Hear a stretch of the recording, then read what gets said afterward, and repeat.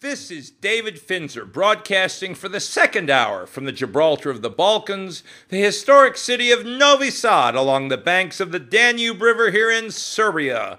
You can join our conversation by calling toll-free in the U.S. and Canada at 1-855-655-2121 or by Skype at ORN Live, or you can email me at david@truthandliesradio.com or post a message on Truth and Lies Radio Show's Facebook page.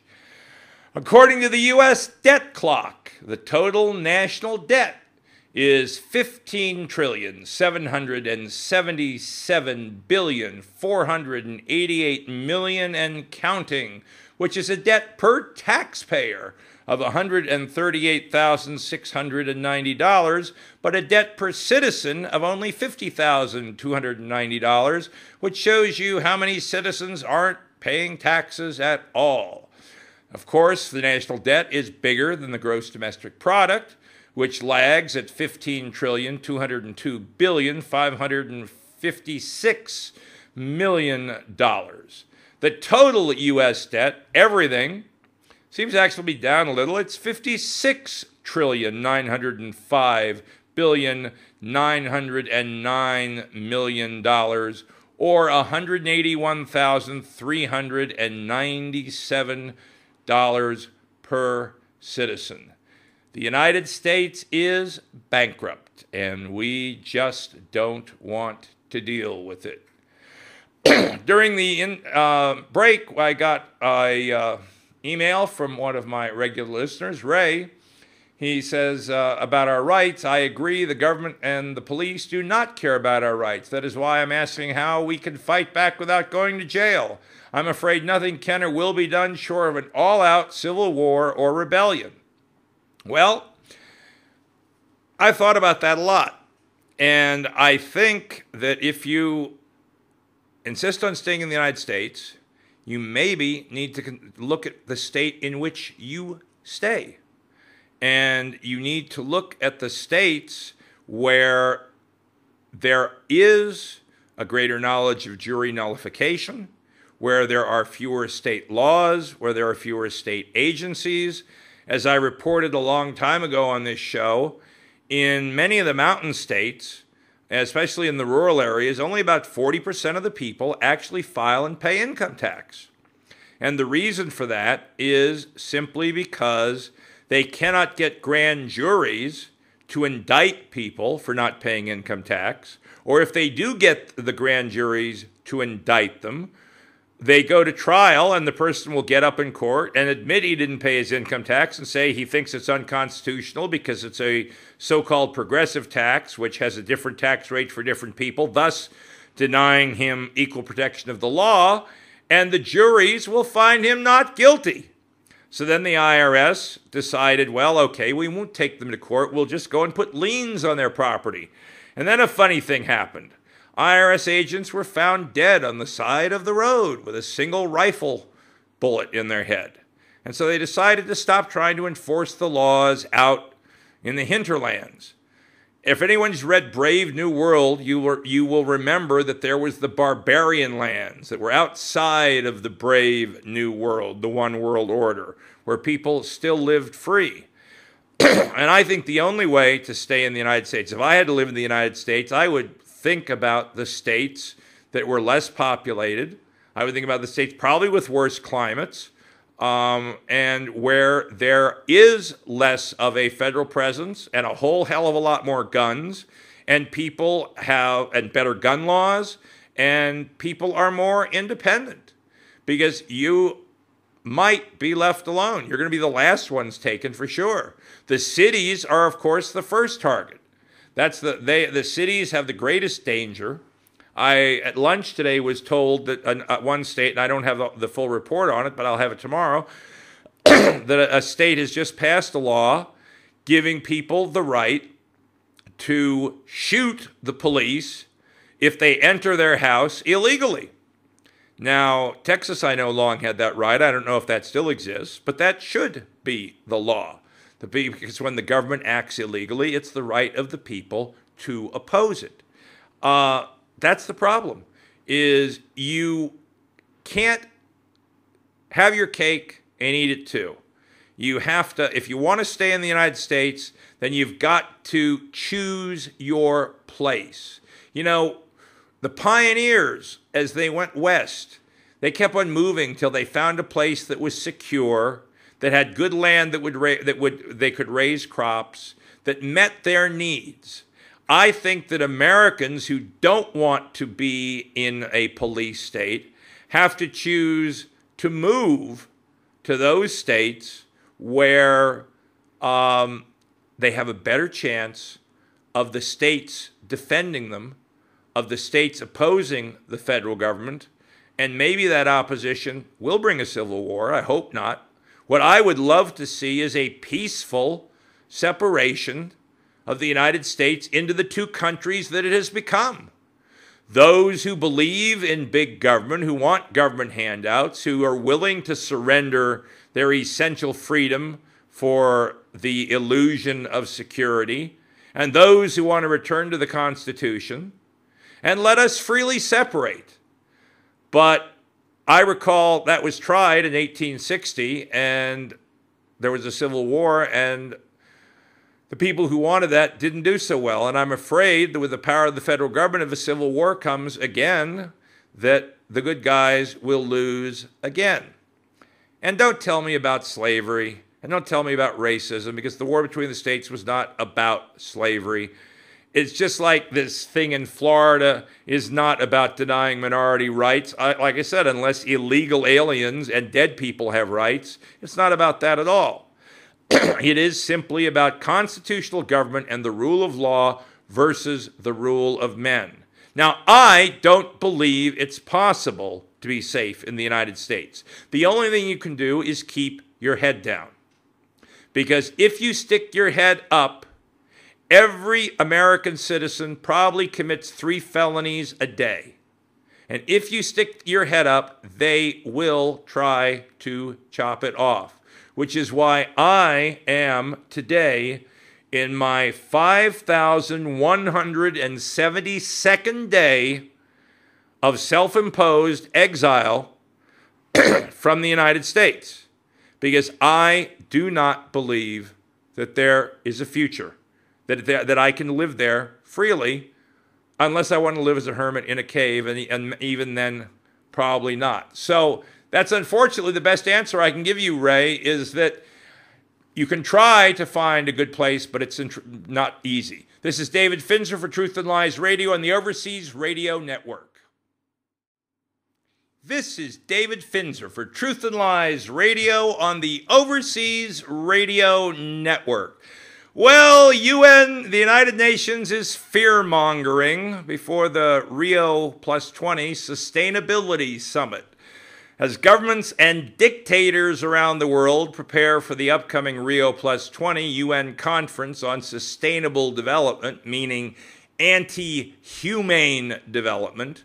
The establishment press is hyping, rather than questioning, an incredulous new UN report claiming that humanity's failure to adopt a so-called sustainability scheme threatens the Earth.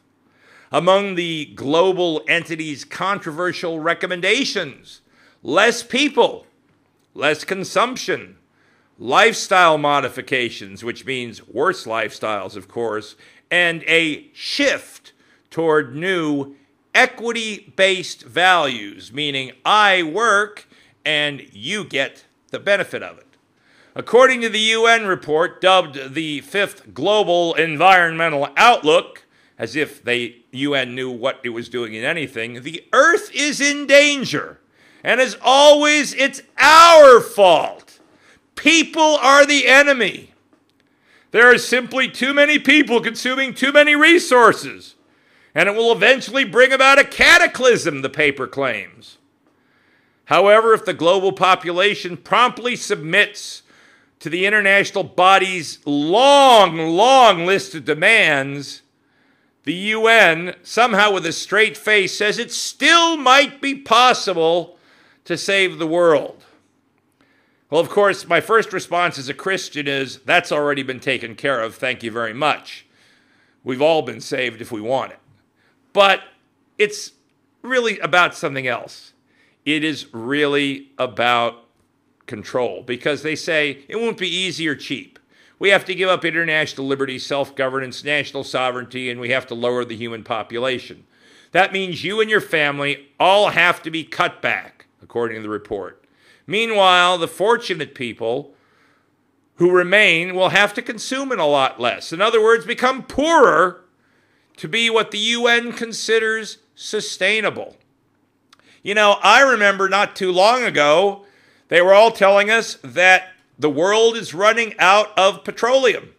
There is no more petroleum. We're going to run out of gas because we can't. We're going to pump all the oil out of the ground, and that's going to be it. And there's not going to be any more plastic, any more gasoline, any more diesel fuel. We're going to be screwed.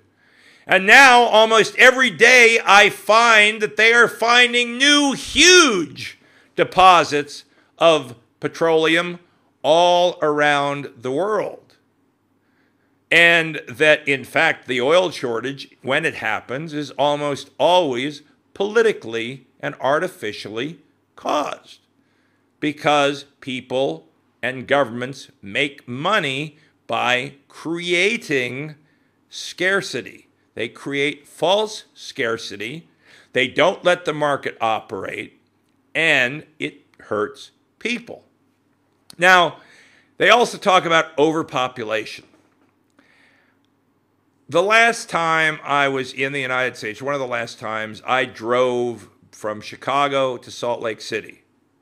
There was enough empty space there to put all of the people of Asia and still have a whole lot of empty states. If you try to pile everybody into New York City and Sao Paulo and London and Moscow and Buenos Aires and Cape Town and Sydney, yeah, it's going to get overgrown. But if you will let the people scatter out and not try to drive everybody into the central city where it's easier to control them, then the earth has plenty of room to keep growing. And historically, the first sign of a failing civilization is a falling population. Now, to hide the fact that planetary central planning will, if adopted, be making everyone except the elite and the international bureaucrats poorer, the report suggests ditching traditional indicators of progress, such as the gross domestic product. Instead, governments must adopt new measurements, what they call a redefinition of wealth to a more sustainable metric, as the UN puts it. In other words, they want to come up with some phony numbers to back up their phony money to justify their phony power grab. You know, I was questioned on the show last night about who said it, and I finally looked it up. It was Benjamin Disraeli, a British Prime Minister under Queen Victoria, who said there are three types of lies: lies, damn lies, and statistics. And I think the UN is certainly engaging in the last two. Now, the history of the United Nations by itself makes it incredibly suspect. The United Nations is the quintessential definition of a failure.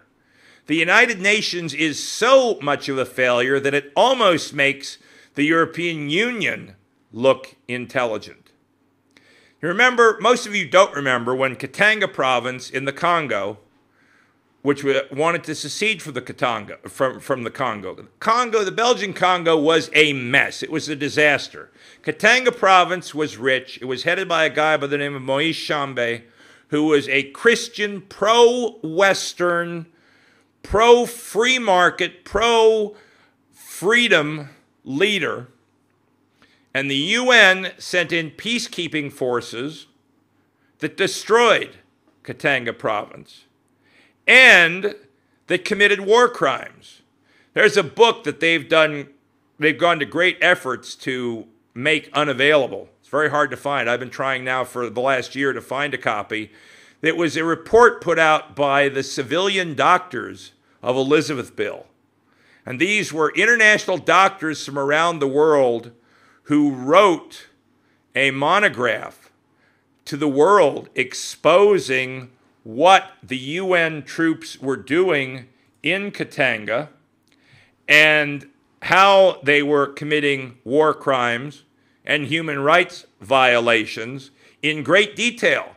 This wasn't even the local Africans and local governments. These were doctors, civilian doctors from all over the world who were there trying to save people who had been innocent people who had been casualties in this UN war. Another UN war that went very well, as I recall, is the United Nations war in Korea. Do you remember that? It was one time where the Soviet Union was conveniently absent from the Security Council, and so the United Nations declared war, and American troops were sent into Korea, and Americans died, drove the Koreans all the way to Red China, and then, because Harry Truman was an idiot, the Red Chinese were allowed to counterattack across the bridges of the Yalu River and drive us down to the demilitarized zone as it exists today, leaving a country that is probably the most cruel, most evil, most screwed up regime in the entire world in place in North Korea, where every grain of rice, every morsel of wheat counts. The people are poor and starving, and that's a UN creation. Now it's the bottom of the hour, so we have to break for the news and a word from our sponsors, but we'll be back. This is David Finzer for Truth and Lies Radio on the Overseas Radio Network. We'll be right back.